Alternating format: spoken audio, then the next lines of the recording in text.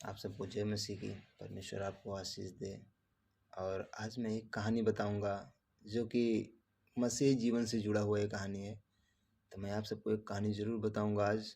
उसके पहले हम एक छोटी सी प्रार्थना करेंगे, उस परमेश्वर के सामने अपने सर को झुकाएंगे और प्रार्थना करेंगे कि परमेश्वर इस कहानी को सुनने से पहले हमें तैयार करे कि हम इस कहानी को सुन सकें।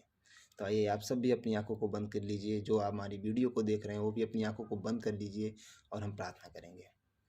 मेरे प्यार करने वाले प्रभु यीशु, हम आपको धन्यवाद करते हैं पिता परमेश्वर। प्रार्थना करते हैं प्रभु जी, आज के इस दिन को परमेश्वर जो तूने हमें दिखाया परमेश्वर पिता, इस दिन में परमेश्वर तूने हमें संभाल कर रखा, हर एक बीमारियों, समस्याओं, हर एक पाप से बचा कर रखा। मेरे यीशु तेरा धन्यवाद हो प्रभु। हम प्रार्थना करते हैं पिता कि आज के दिन में परमेश्वर पिता, जब हमें परमेश्वर तूने जिंदा रखा प्रभु और अपने लहू में छिपा कर रखा प्रभु, तो इस बात के लिए हम कोटि कोटि धन्यवाद देते हैं कि परमेश्वर सच में तू हमारा परमेश्वर है और हमें संभालता है।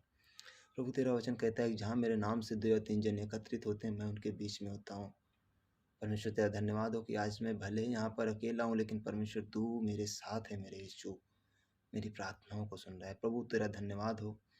आज मैं प्रार्थना करता हूँ परमेश्वर पिता, इस जो हमारी वीडियो को जितने भाई बहन देख रहे हैं परमेश्वर पिता, इनको भी तू आशीष दे। इस कहानी के दौरान इनके जीवन में बहुतायत की आशीष आए और इनकी समस्याएं, बीमारियां जाती रहें यीशु तेरे नाम से। प्रभु तेरा धन्यवाद हो। आगे का समय तेरे हाथों में देते हैं, प्रार्थना यीशु के नाम में, आमीन। जय यीशु। आइए हम आपको एक कहानी बताते हैं, और कहानी है एक नाई की और एक पास्टर की। जय यीशु।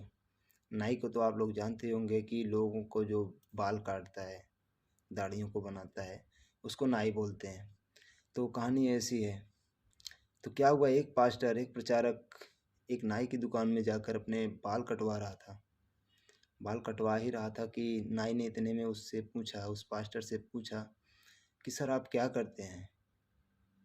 तो पास्टर ने बोला, मैं एक मसीही हूँ और मैं प्रभु यीशु मसीह का प्रचार लोगों को बताता हूँ, परमेश्वर का वचन लोगों को सुनाता हूँ। जय यीशु। इतने में वो नाई बोलता है कि मुझे इन सब बातों पर विश्वास नहीं, क्योंकि परमेश्वर नहीं है। वो बोलता है क्योंकि अगर परमेश्वर होता, वो नाई बोलता है कि अगर परमेश्वर होता तो इस देश में इतनी गरीबी है, संसार में इतनी गरीबी है, लोगों के घर नहीं है, लोगों के पास कपड़े नहीं हैं। अगर परमेश्वर होता तो लोगों के पास सब कुछ होता। तो इतने में वो परमेश्वर का दास यीशु, उस पास्टर ने, उस प्रचारक ने उस नाई को परमेश्वर के वचन से जवाब दिया। और भजन संहिता 14 का 1 में परमेश्वर का वचन कहता है कि मूर्ख ने कहा है कि कोई परमेश्वर है ही नहीं। जय यीशु। उस पास्टर ने उसको परमेश्वर के वचन के आधारित पर उसको बताया कि मूर्ख ने अपने मन में कहा है कि परमेश्वर नहीं है। तब पास्टर ने कहा, मेरे हिसाब से इस संसार में नाई भी नहीं होते, नाई भी नहीं है। जय यीशु। उसने कहा कि मेरे हिसाब से इस संसार में नाई नहीं है। तो नाई बोल खड़ा होता है कि आप कैसी बात कर रहे हैं? मैं खुद एक नाई हूँ जो कि आपका बाल काट रहा हूँ, और आप कहते हैं कि नाई नहीं होता। तो इतने में पास्टर बोलता है, प्रचारक बोलता है, जो परमेश्वर का दास है, वो बोलता है कि यदि संसार में नाई होता तो सामने बैठा हुआ व्यक्ति, वो जो भिखारी है, उसकी दाढ़ी बड़ी बड़ी है, उसके बाल बड़े बड़े हैं। अगर इस संसार में नाई होते तो उसके दाढ़ी और बाल बड़े नहीं होते।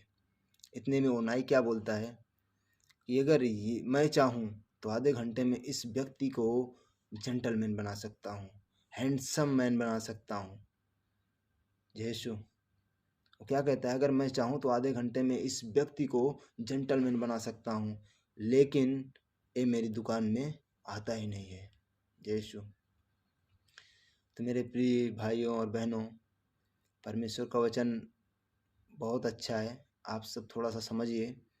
तो उस पास्टर ने क्या कहा, मैं यही बात आपको बताना चाहता था, यही बात आपको समझाना चाहता था। जब आप परमेश्वर के पास नहीं जाओगे, जब उसको नहीं पुकारोगे, तब आप कैसे जान पाओगे कि परमेश्वर है? जब आप उस परमेश्वर के अनुसार, परमेश्वर के हिसाब से परमेश्वर के पास नहीं जाओगे, तो कैसे जान पाओगे कि परमेश्वर है? तो मेरे प्रिय भाइयों बहनों, अभी तक यदि आपके मन में ये सवाल है कि परमेश्वर नहीं है, तो यकीन मानिए परमेश्वर है। यीशु, यकीन मानिए परमेश्वर है। आपको उस परमेश्वर के हिसाब से परमेश्वर के भवन में जाना चाहिए। परमेश्वर आपको ज़रूर मिलेगा। जय यीशु।